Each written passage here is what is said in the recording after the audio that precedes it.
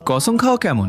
বর্তমান সময়ে প্রায় ৯০% মানুষ ছোট ছোট বিষয়েও কসম খায়, যেমন মায়ের কসম, বাবার কসম বা নিজের কসম। কিন্তু আপনি কি জানেন এই বিষয়ে হাদিসে কি বলা হয়েছে? আল্লাহ রাসূল হযরত মুহাম্মদ সাল্লাল্লাহু আলাইহি ওয়াসাল্লাম ইরশাদ করেছেন, যখন কোনো ব্যক্তি আল্লাহ ছাড়া অন্য কারো কসম খায় তখন সে শিরকের মধ্যে পড়ে। অন্য একটি হাদিসে রাসূল সাল্লাল্লাহু আলাইহি ওয়াসাল্লাম ইরশাদ করেছেন, যদি তোমাকে কসম খেতেই হয় তবে শুধুমাত্র আল্লাহর নামে কসম খাও অথবা চুপ থাকো। আর যখন কোনো ব্যক্তি কসম ভেঙে ফেলে তখন তার জন্য কাফারা দিতে হয়। এই সম্পর্কে মহান আল্লাহ তাআলা সূরা মায়েদাহের 89 নম্বর আয়াতে বলেছেন, তোমাদের সেই সব কসমের জন্য আল্লাহ তোমাদের ধরবেন না যা তোমরা অসাবধানতাবশত খেয়ে থাকো, কিন্তু যে কসম তোমরা দৃঢ় সংকল্পের সাথে খেয়েছো তার জন্য তিনি তোমাদের পাকড়াও করবেন। আর এর কাফারা হলো 10 জন মিসকিনকে দুবেলা তৃপ্তি ভরে খাবার খাওয়ানো, যা তোমরা তোমাদের পরিবারকে খায় থাকো, অথবা তাদের পোশাক প্রদান করা কিংবা একজন দাস মুক্ত করা। আর যে ব্যক্তি এতে সক্ষম নয় তাকে 3 দিন রোজা রাখতে হবে।